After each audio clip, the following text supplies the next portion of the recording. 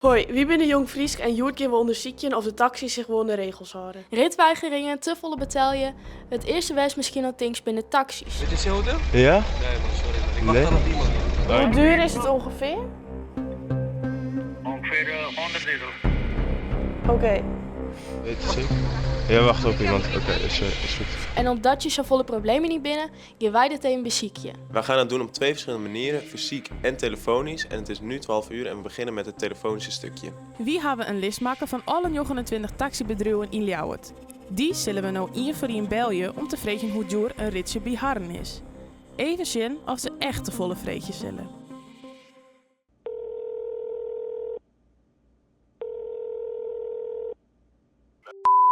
Hi, met Gwen.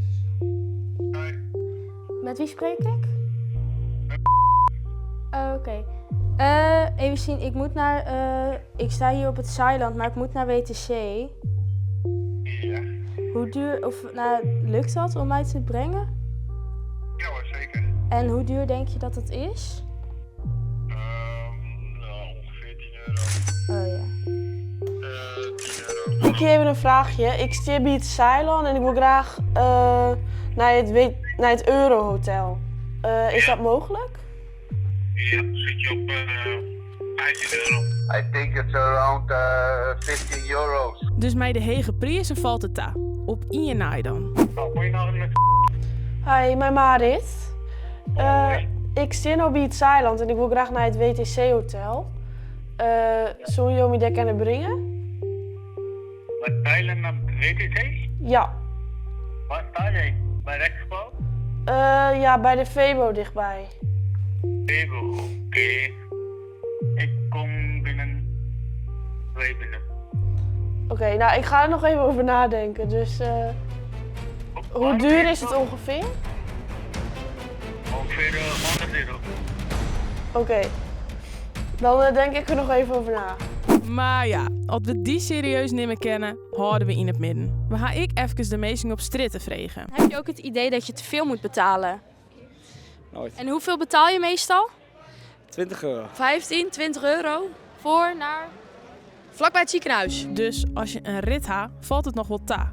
Maar ja, dan moet je nog wel een rit krijgen kennen. Somtien weigeren taxis namelijk een rit. Maar waarom eens? Taxis willen graag vooraan in de riegen staan bij het Ceylon. Dat willen ze omdat daar de meeste meesting op aankomen.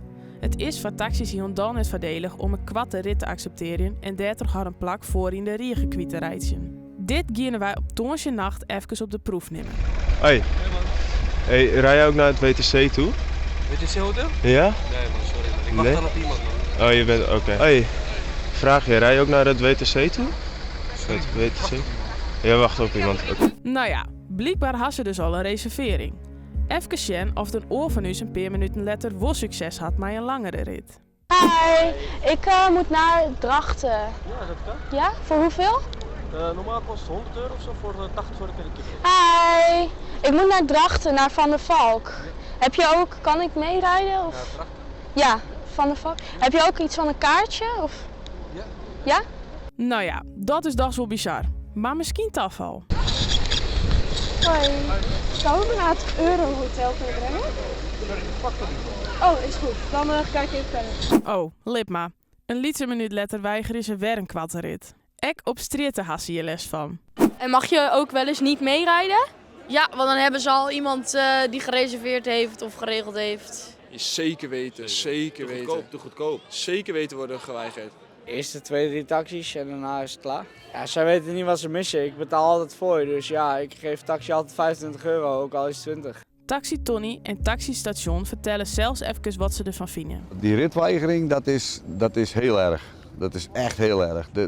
Het grootste deel van wat hier rijdt, ritten in een stad, dat willen ze gewoon niet doen. Daar hebben ze geen zin aan.